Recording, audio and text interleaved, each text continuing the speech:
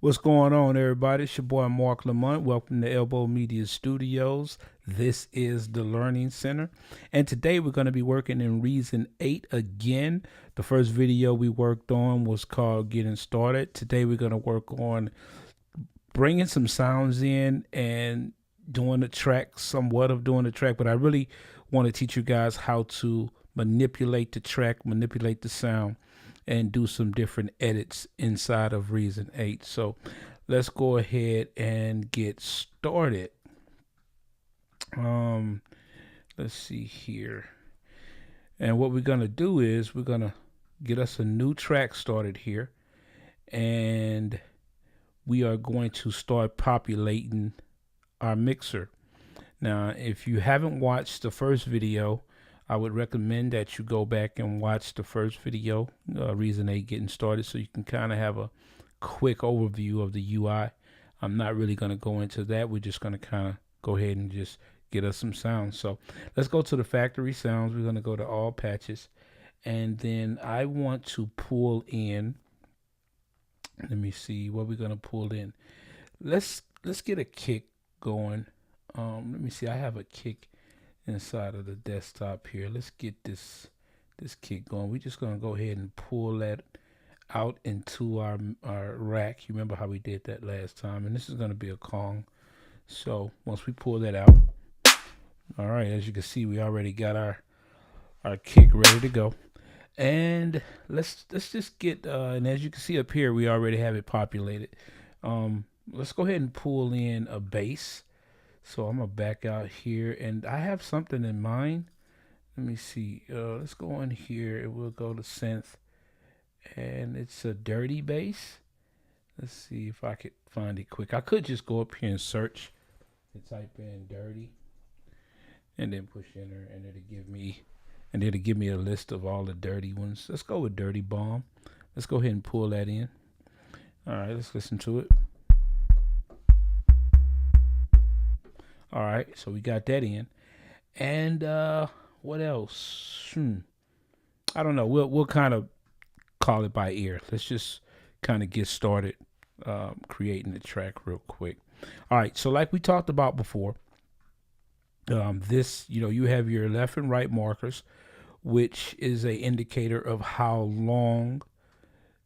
No, not really how long, but you know what? It's an indicator of how you want your loops to be. So if I wanted my loop to be here at 4 bars, instead of putting it here, I would put it there so that it could do the full length of the bar, then loop and go back to the first bar. Now, wherever you want the song to end, though, is a different marker, which if I squeeze down my bar here, which is a zoom to kind of bring me in and out of the track, I'll take my end marker and bring that in, and this will end my track. And as you can see, it's showing bars here and nothing behind, because this is where the track ends, so there's nothing left there. So I can actually take this zoom bar and kind of increase the size of my viewing area, because pretty much that's what you're doing. And I think we're good right there. So let's go ahead on and look at recording the track. So whenever you get ready to record a track, it's a few things that you want to have, and this is just a force of habit for me. I've been doing music for a very long time. I look at my tempo, I have my click here, and my pre-count, okay? So I'm gonna go ahead and do my click, and I know I kind of want this somewhere around 135, because I'm going to do a hip-hop track, of course, and then I'm just gonna play that so I could hear the click, okay? And let's turn that click down a little bit. I don't need it that loud. All right, so we got our click going, right? And we forgot to push the loop button. So we're gonna go ahead and push that. We're gonna double click on the start. That's gonna start us from the beginning. And then once we go back to the beginning, we're gonna push play again. And we're gonna just kind of vibe off that and make sure that's what we want. And normally what I'll do is I'll start my kick off by just seeing where I want to fit it at inside of the click.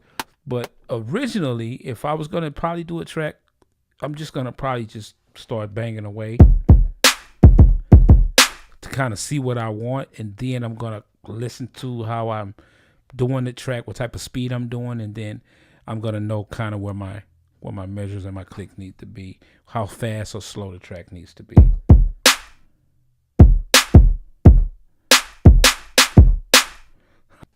That's an old school track right there.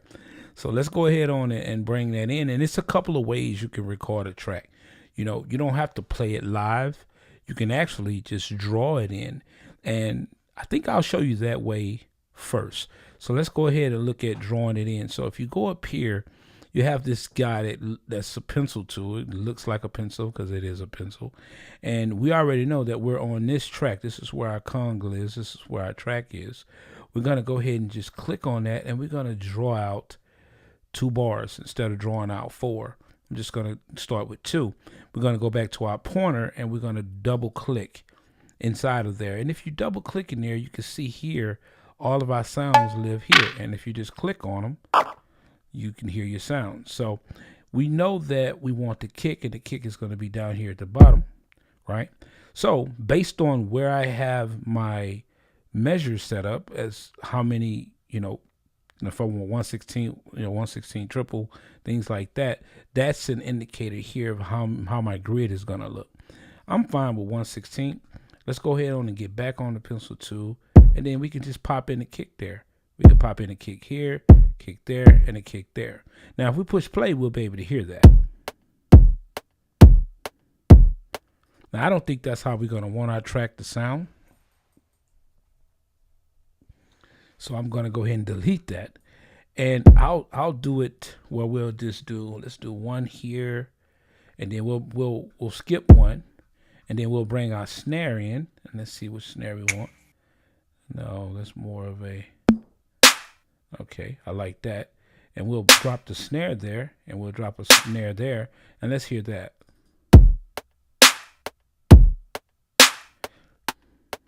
It's a little boring, right? Let's go ahead and pull our marker down so we can get it to loop at 2 bars. And then what we're going to do is we're going to take this kick, and we're going to draw in another kick right before the snare. Let's see how that sounds.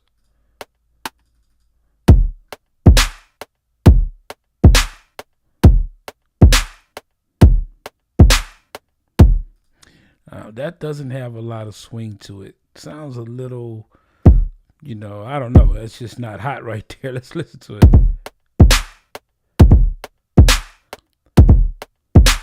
But, I mean, you get the idea, right? Let's just see if we want to get a hi-hat. Now, I normally don't make tracks like this, but we can bring in a hi-hat on every other measure. And if we want it, we could actually go back to the pointer. We could highlight all that, and we can right-click. We can copy it. I'm sorry, hold on. I think I'll push cut. We don't want to cut it. We want to copy it. All right. And then I could go right to this measure, and then I could right click, paste it, and then boom. And then let's listen to it.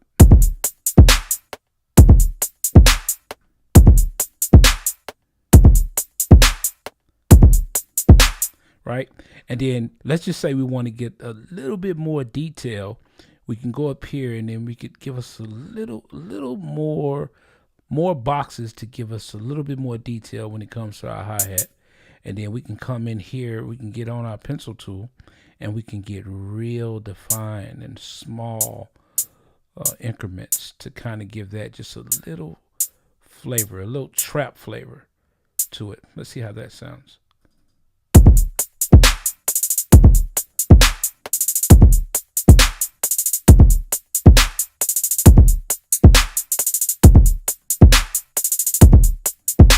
Right?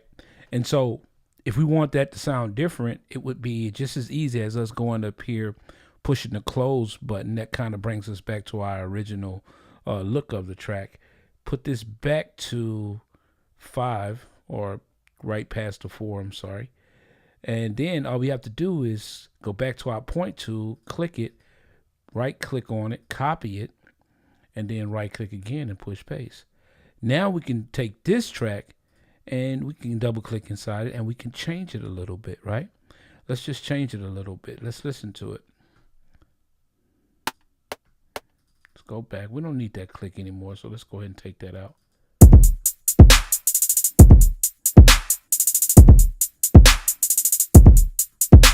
Right? And then what we could do is we could take our left marker, and we could bring it right there. That way we could just kind of isolate this area. And then let's go ahead on and grab our pencil tool, and we'll put a couple of more kicks in. And now we're kind of tight with our kicks because we're still at 16T, which is a triple up. Let's hear how that sounds.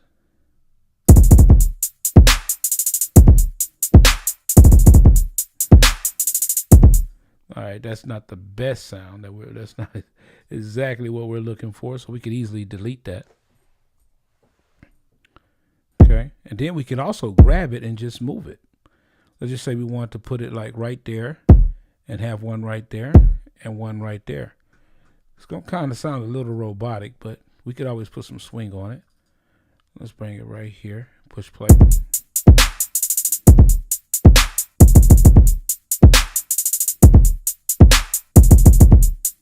Okay, and then we could also go in here and then we could just kind of tighten that up even more. All right, let's go to 132, and then we can actually bring in even more cymbals, right? And just really kind of freak that whole deal out. And then if we wanted to, we could highlight these guys, delete them, and then we can draw in even more detail. Let's get a little bit tighter with it. Right? And let's check and see how that sounds.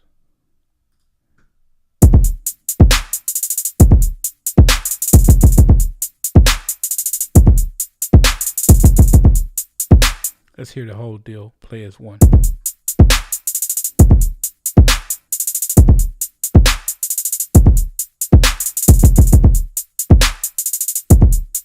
Okay, and I think we probably need to change it up just a little bit more. Again, we're not trying to do a track here. I'll put that. You know, we're just trying to show you that there's so much you can do. You can manipulate so much when it comes to Reason 8. It's just amazing. Even right here, let's just say we don't want that to just, we want that to kind of fade in, so we could just draw in a fade. It's just that easy, right? And then as soon as I hit it, and we'll hear how that kind of comes in and the volume raises on that.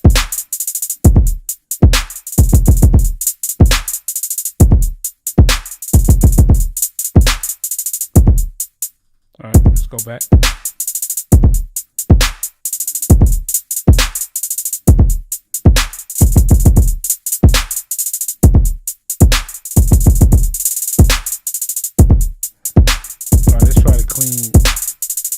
We're going to try to clean that up a little bit. I think I went crazy with how many tracks I wanted to pop in there. We're going to cut that right there.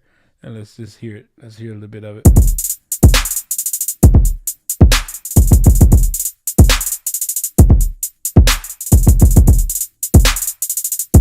Let's cut that one too. Okay. Anyway, like I said, we're not trying to be Dr. Dre. We're just trying to show you that there are a few things you can actually do. And then if we go here and we listen to the bass, we could do the same thing with the bass.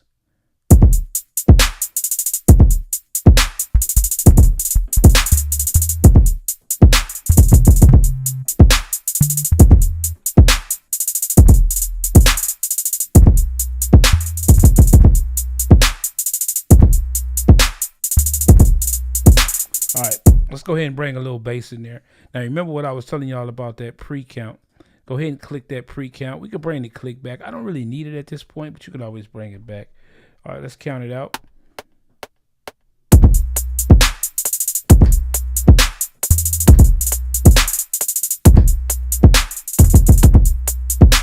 Right?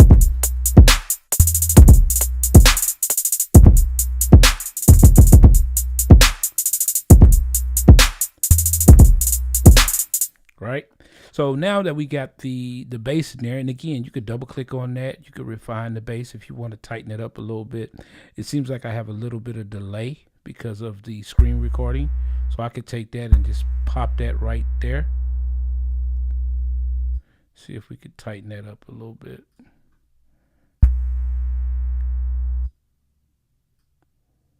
Right? Let me go in here and kind of squeeze that down a little bit. And bring that guy back. And again, start this. Start that from the top. And then let's listen to it.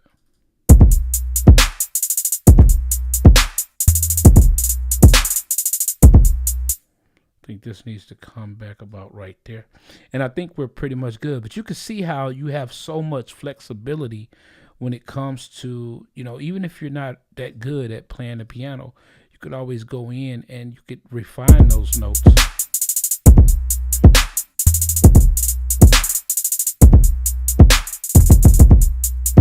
Right? And let's just drop something in there real simple. Let's go back to our main. We could always just click on factory sounds, and let's go into I don't know. Let's look at some piano maybe. We'll go ahead and grab a grand, and then we'll bring that grand into our rack. And once we get that grand into our rack,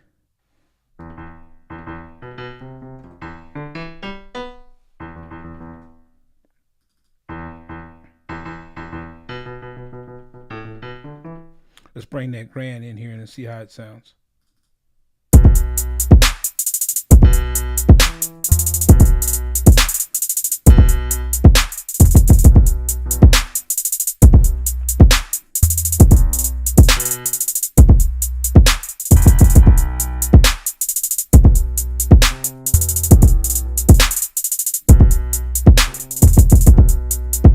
Let's bring a little bit of that in.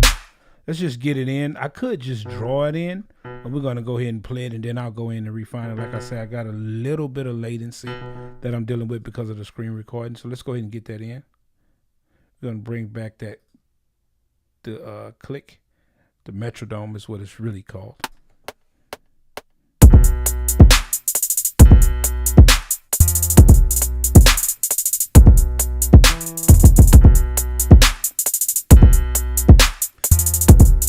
All right, let's go take a look at it and see what we got. Okay, again, like I said, we're getting that latency is not where it needs to be because of the screen recording, but we're not going to really worry about it because we could always come in and tighten all that up, right? And then we're going to take that, tighten this up. And you always want to do that because you never want to have your track overlapping like that because it'll cause complications in the mix. And whenever you get ready to start breaking the beat down and start expanding the track further out, that overlay or that, I guess that run on of the track will cause problems. Trust me.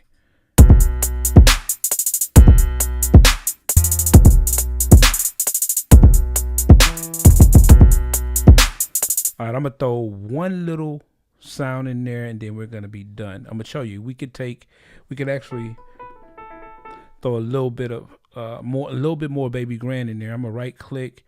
I am going to duplicate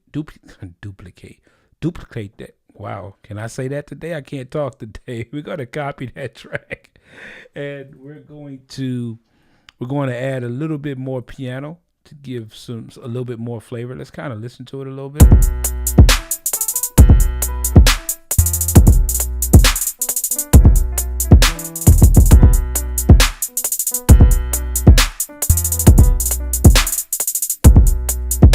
Let's see if we can put something in here with this delay.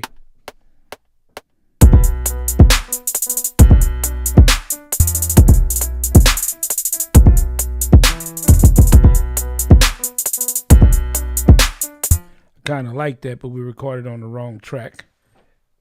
So we're going to get rid of that. Right? And remember, whenever you're recording on a track, you have to go up and you have to highlight it.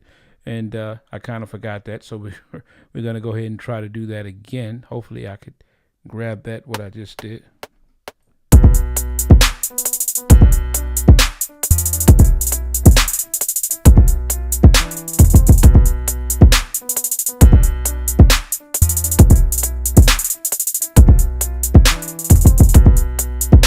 Now, I ain't going to say this is the best track I've ever done, but you kind of get the process whenever you're creating a track or you creating a score or whatever you're doing. And again, I can't deal with that latency. I have to go in and figure that one out. But it's just that easy. And even if you're dealing with kind of what I'm dealing with, you can still go in there and you could refine the track and, straighten it out, quantize it, get it to where you need it to go, and do what you needed it to. You needed to do. So that is a part of, you know, creating a track. And if I go over here, I have another track here that I did. Let me see if I can pull that out. I think I just pulled the wrong one out. I think it's this one here. Let's hear this track.